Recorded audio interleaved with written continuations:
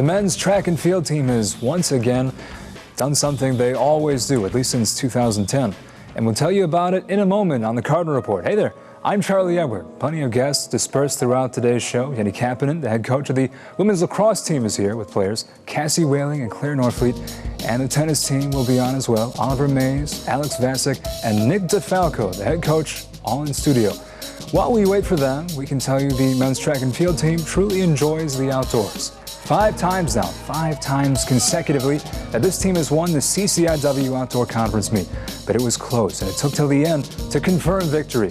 With only 3 events left, it was Augustana in the lead. But when the Cards took to the top 3 spots in the 5K and then the top 2 places in the high jump, it was over for the 37th time conference champions outdoors. Ben Dyshinsky led the aforementioned 5K, winning at 14 minutes, 59.84 seconds.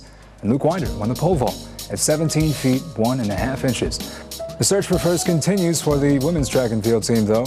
Not a bad outing at conference, however, with 195.50 points, just behind Illinois Wesleyan, who took 239.50 points to win.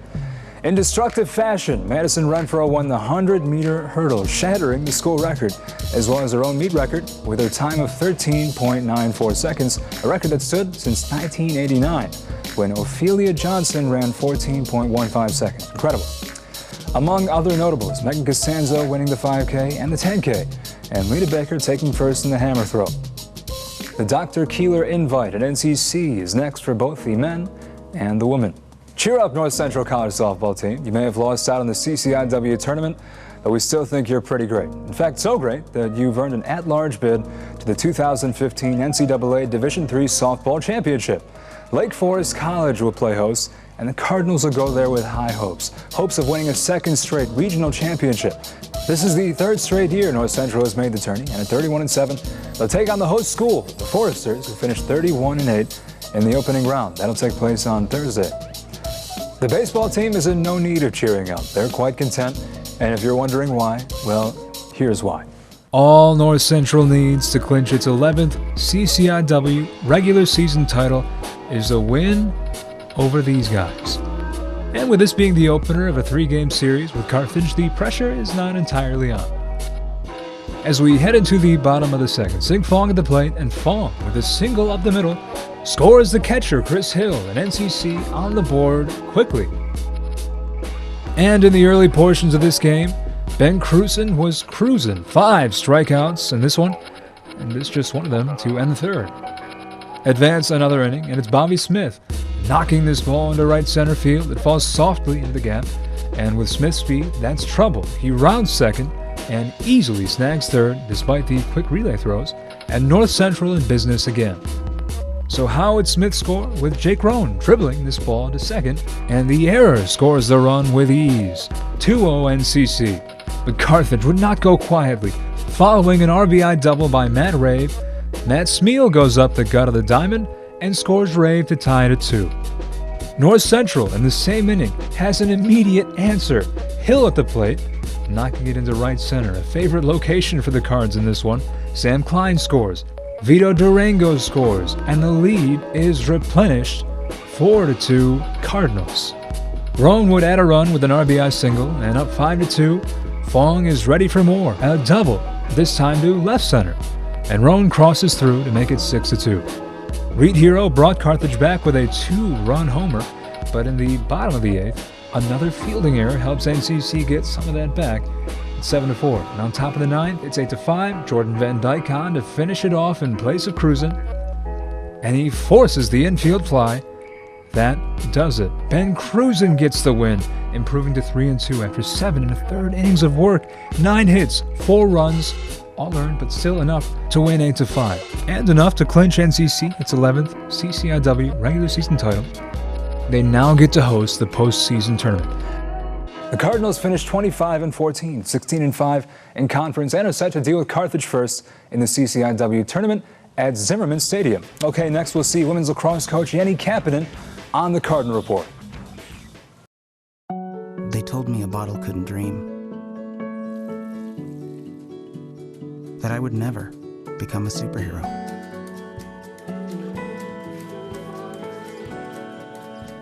But I learned how to fly.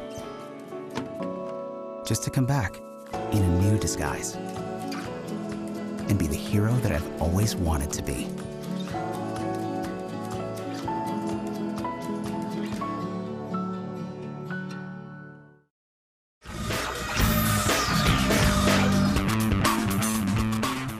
It was a remarkable season for women's lacrosse that ended all too soon. At 10-5, Jenni Kapanen's bunch gave North Central a memorable season, and she's here to reflect on it now. Hi, Jenni. Hi, how are you? I'm good, and just wondering, you know, you've been here since 2009, and if you had to rank this year's team compared to all the other teams, you've seen them all throughout the years. This team gave us a very, as I said, memorable season. How does this team compare to the other teams you've coached so far, and what are you going to remember most about them? It's really tough to rank the teams just because every team is special in its own right. But yeah, I think what really stood out this year was just the perseverance, face some adversity, and just battle through. And like you said, came to an end a little too soon, but all in all, a great season. And it's really a shame because you get that 8-game win streak in the middle of the year, and expectations get really built up. During that 8-game win streak, do you feel like maybe the team put more and more expectations on themselves, and maybe it kind of hurt them toward the end of the year because you figure that puts a lot of pressure on yourself, and dealing with pressure on yourself is never a good thing, is it?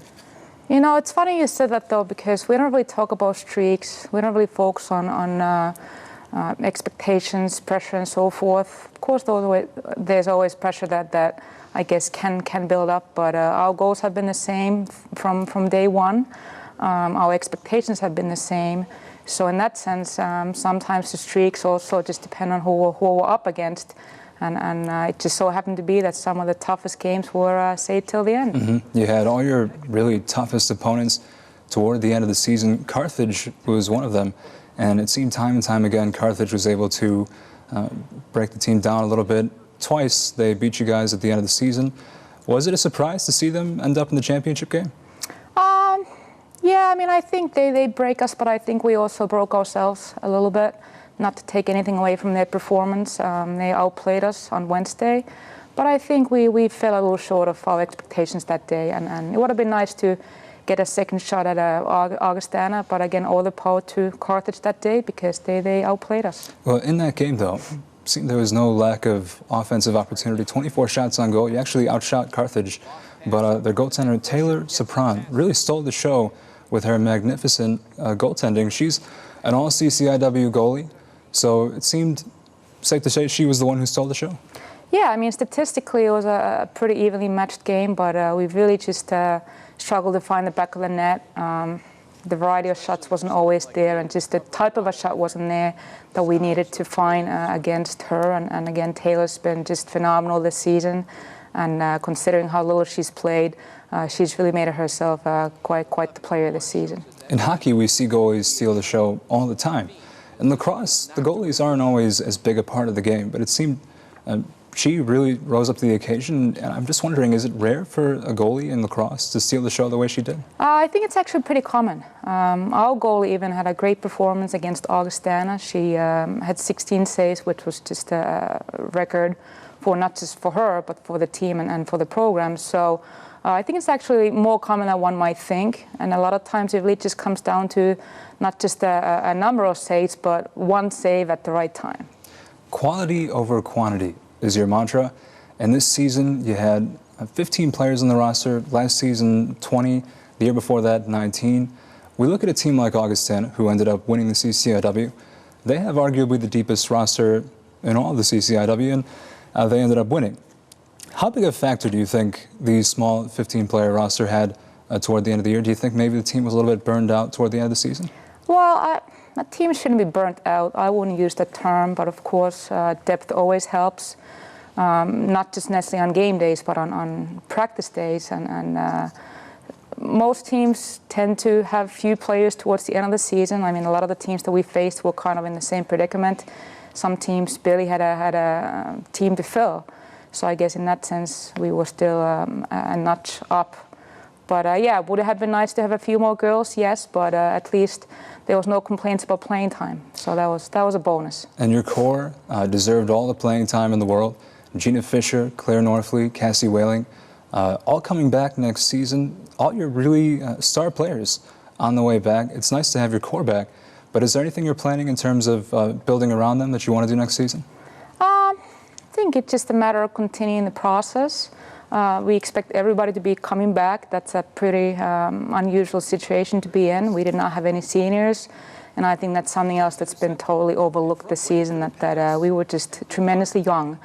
And we'll keep building around the players that we have and the players that you mentioned will hopefully play a role, but we also have a lot of other girls, including some new ones, that we look to just build around. I think lacrosse is a sport on the rise, and hopefully you guys can entertain people and keep it on the rise. Thanks for being on today. Thanks so much. I really appreciate it. All right, coming up, players that helped the lacrosse team to 8 straight wins in 2015. Cassie Whaling and Claire Norfleet. This is TCR.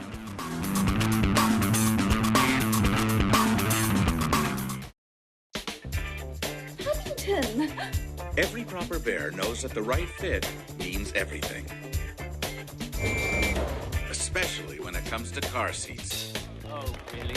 I just did what any bear would do. So know for sure that your child is in the right car seat for their age and size. I like it. To learn more, visit safercar.gov/the-right-seat. Oh, hello there. Oh, Where's that bear?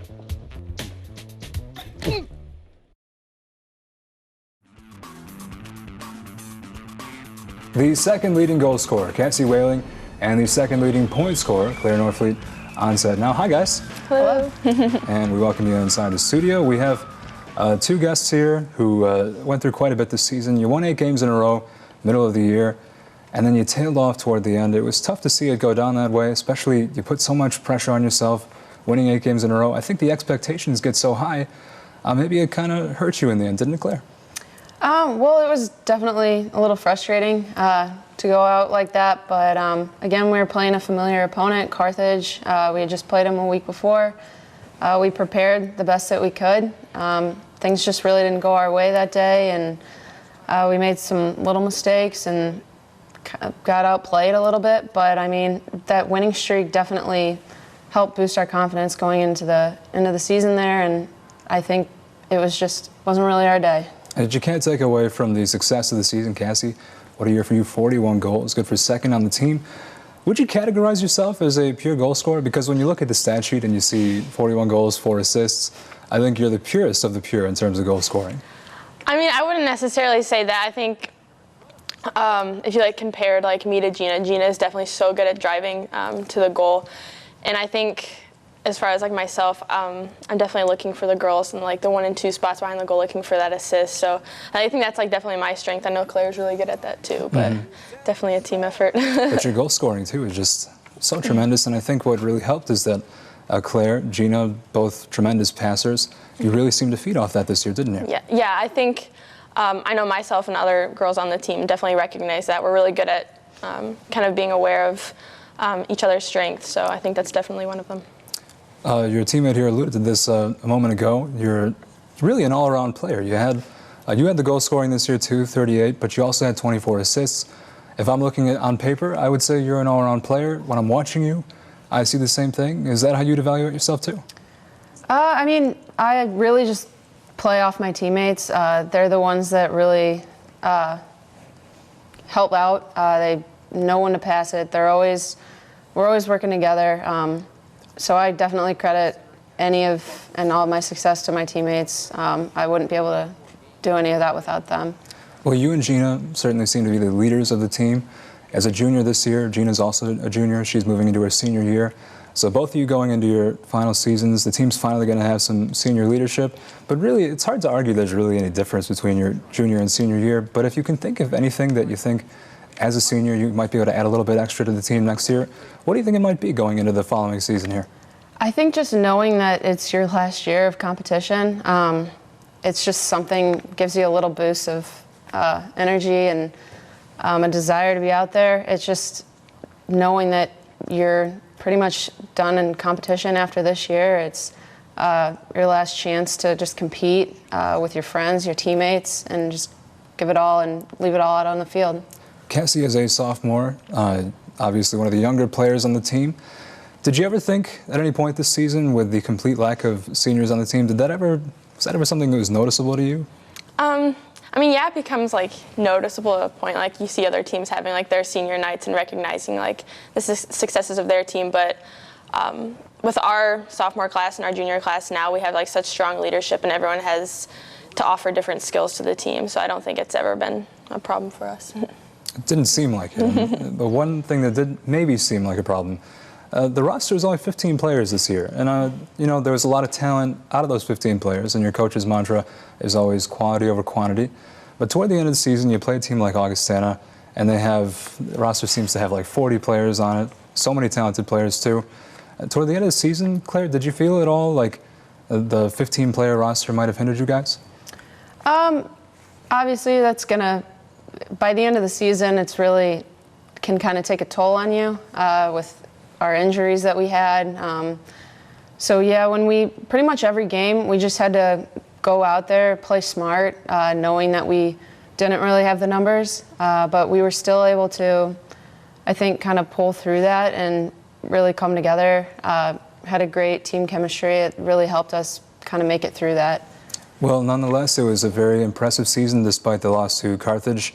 Very entertaining watching you guys all season, and it's exciting because you'll both be back next season. Thanks for being on today. Yeah, thanks for having us. All right, we switch to tennis next. Head coach Nick DeFalco joins us after the break.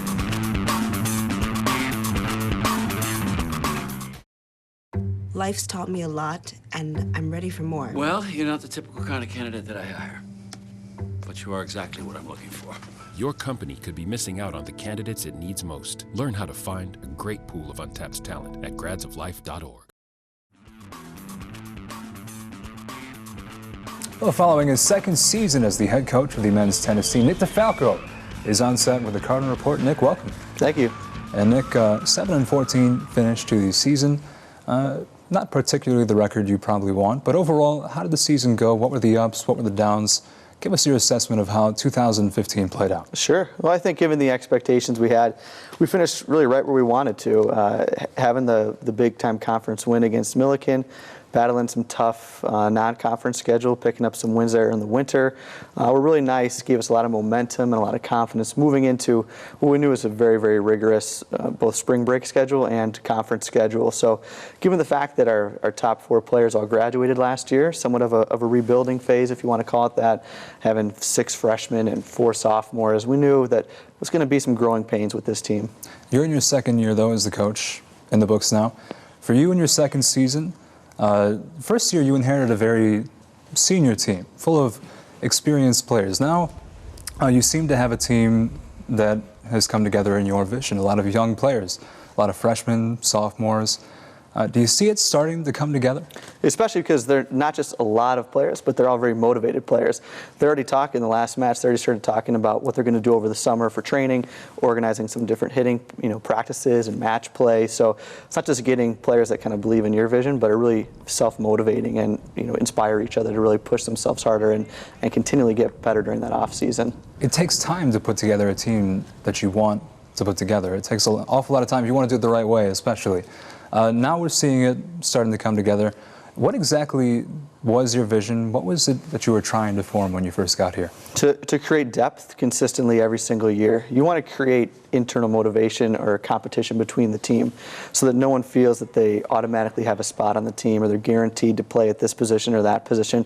You want to have that little rivalry between guys to push each other harder and make them train harder and want it more.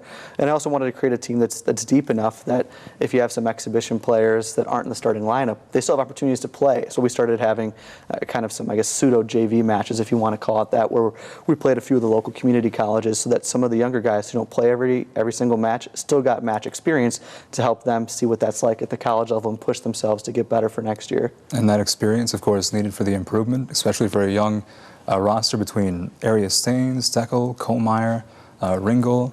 Mays is still pretty young, too. All of them, yeah. How did their development come along in 2015, and did it give you hope that you can have a really bright future? What I saw from the sophomores, from Alex and Oliver and Connor, the changes from last year when they were freshmen to this year was huge. I mean, it's unbelievable how much better and smarter they got as players.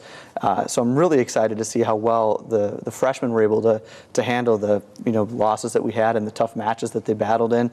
And I'm going to see how good they're going to be next year. I think we're really going to be surprised at how much we can improve as a team, really spots 1 through 6. Young teams always go through growing pains. Is it safe to say this was the growing pains year then? I think so, yeah. And I think that we're adding in some really nice young talent next year as well to keep supplementing it. And I think we're going to keep getting better and better from here on out for long growth. But the beautiful thing is you had Milliken's number all season long, 6-3 win, a 5-4 win.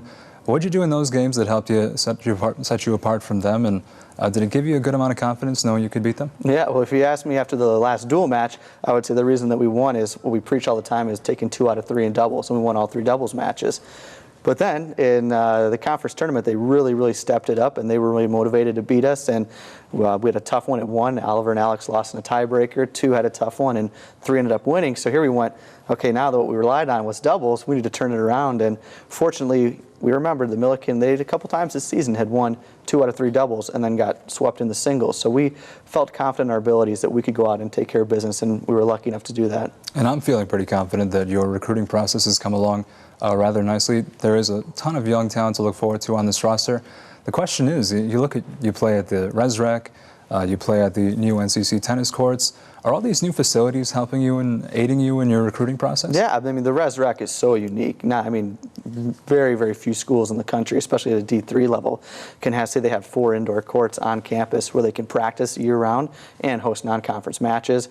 With the inclement weather this weekend, to have an alumni tournament will probably be in the Resrec Center. So having that flexibility to have that spot for free to be able to use, it's a huge recruiting advantage and training advantage for the team. You were a player here for a while, so you've been here for a very long time. And so you know all the history there is to know about North Central tennis. How far has the team come since you've been here? And can you tell us some stories of your past year that you might want to share? It's leaps and bounds. I tell these guys all the time that the shift in the culture is the most important thing. Some of the people I played with my sophomore or junior year, I couldn't even tell you what their names were. It was such a part-time kind of commitment that the players and the coaches, and everyone kind of put into the program. And now what started with my predecessor with Coach Patrick and continuing on with me building this big team is really trying to create a year-long schedule for tennis, making it important for them to practice during those off seasons. We started doing some team bonding events and team supporting events where we go to senior night for their sports teams. We try to support the campus in a lot of different avenues and really building that camaraderie with the team and making tennis a really visible sport on our campus. And that's really what's going to make the difference, is people feel like they really belong to something special and continue coming back for things like the alumni tournament. And what also will make the difference is that you've developed quite a young talent on the roster, and I think there's a lot to look forward to in the future. Hopefully it all comes together next season, and we appreciate your time today. Great, thank you so much. Okay, Oliver Mays and Alex Vasic are next on TCR.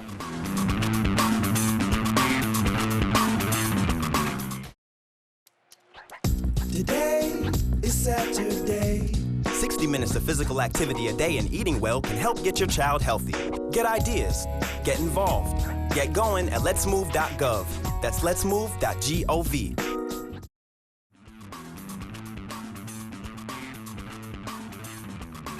Here with sophomore tennis players Oliver Mays and Alex Vasic. Guys, welcome to the show.